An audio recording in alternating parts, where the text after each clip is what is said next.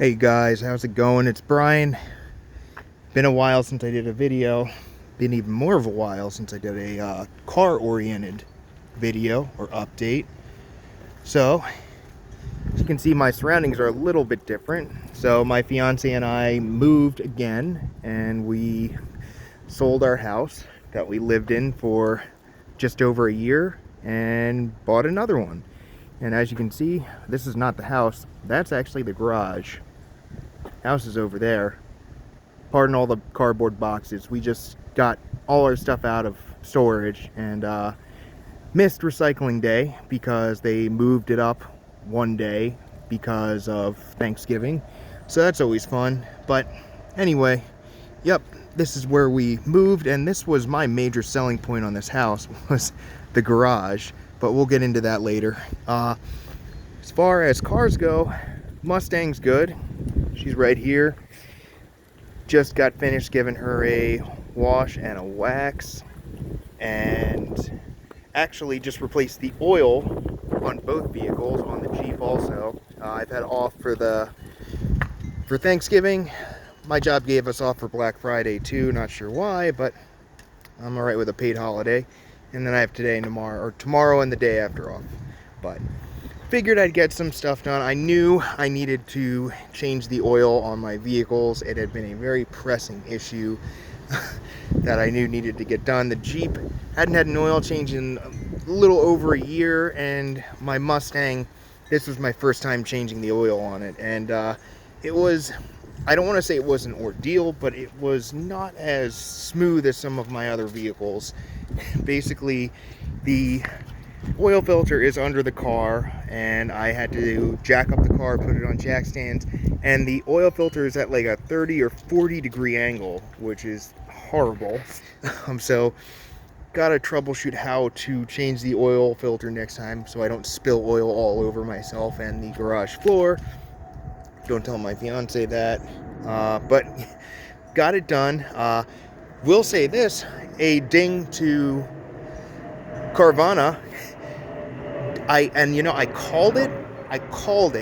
As soon as I got under there, I saw that the nut for the drain, for the oil pan drain, was all dinged up, and I guarantee you some knucklehead Carvana tech, who they're paying like 14 bucks an hour probably, just straight up went ugga-dugga with it with an impact wrench to get it back on and torqued it down. Couldn't get it off, and I had my ratchet, couldn't get it off.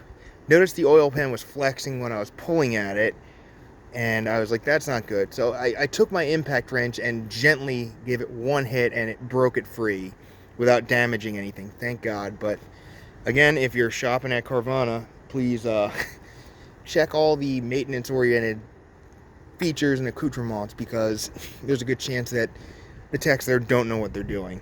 But anyway, got that done, felt pretty good about myself. It was nice because now moving over here, I actually got to do it in my new garage. Please pardon the mess. I'm still unpacking in here, and that fridge came with the house. It's disassembled. Don't know if it works. Gonna throw it away eventually. But I have not had a garage since my first house that I shot all my videos on, and I missed it. That was one of my biggest gripes about our old house that we just moved out of, was there was no garage.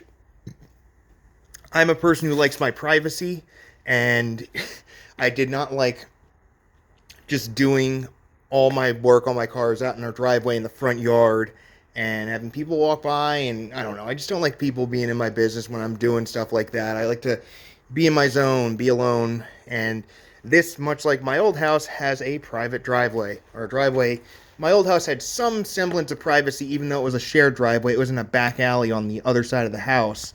And this is even better because it's in the back of the house in a fenced-in area. It's private, and I've got more than enough space for my Jeep, my Mustang, my fiance's Subaru WRX, and it's perfect. And then this is just a great add-on. So it was raining this morning, and I was like, well, no problem. Guess what? I'm just gonna do my work in the garage, and it was amazing. I don't know, maybe this is 35, I guess, guys. But yeah, it's a nice space. Right now all my tools are against the wall over here. I keep this area open right now so I can move my Mustang in and out. It's still too low for the Jeep, but what do you expect? It's lifted. Anyway, you know, things with the Mustang have been pretty smooth. No issues there. Still the same amount of mods or lack thereof as I mentioned before. Just the intake and the exhaust and the catch can. And it's been pretty smooth. Debating on tuning it. I really want to get a supercharger for it, but I don't have, you know, 5 to 10 grand to do that. So, looking into tuning and just keeping it NA for now. But other than that, pretty smooth with that. With the Jeep, I don't know if I mentioned before, but I got some weld work done on the frame, and they used what's called a safety cap kit. You can see the weld lines, and basically the guy cut the rusted part out and replaced it with brand new frame or pieces of frame that he prefabricated or had someone prefabricate, which is great because that was like the biggest pressing issue when it came to this car, was that it was slowly rotting out. It was like having, you know, cancer just rot the thing out, even though it was otherwise fine. But I spoke too soon, so the frame got repaired. I was leaving my fiance's roller derby game, floored it, went over a bump going maybe 40, and the Jeep starts violently shaking. And if you're familiar with Jeeps, you probably know the term death wobble. First experience with death wobble, scared the shit out of me, thought I was gonna die. Pulled into a gas station, because I initially thought maybe I blew a tire, but noticed the tires were still completely inflated and fine, and I was like, that's death wobble. So what I did notice was on this side, this tire on the driver's side, I jacked the car up, put it on jack stands, and shook the tires around to see if anything was wrong. This one is wobbly. I can't remember if it's at the 12 and the 6 or the 9 and the 3 or both, but it's wobbly, so there's a good chance that the hub bearing might be bad, or it could be the track bar or the control arm bushings. Not sure. Have an appointment to bring it into the shop this Wednesday, so hopefully it'll be all ready for by the time winter comes, because I'm not driving this guy in the snow, or I'm gonna do my best not to. And you know, if you have a 4-wheel drive vehicle, you might as well. But anyway, that's basically it. Life is pretty peachy, can't complain about much. Really loving my new place. Everything just is kind of tying together, and it's pretty great. The area I'm in, it's actually back near my old stomping ground where all my older videos were shot, in the Collingswood area. Philly's right over out that way. At night you can actually see the skyline illuminated from our bedroom window. But it's good to be back in this area, and I'm really excited to hopefully shoot more content and be a little more motivated to shoot more content and just wrench a little more now that I have this temple of sorts. But anyway, guys, basically it. I'll make more interesting content in the near future. Maybe I'll do a POV drive in the GT, do a pros cons video, or what I love, what I hate. I don't, whatever. I don't even know if they do those anymore.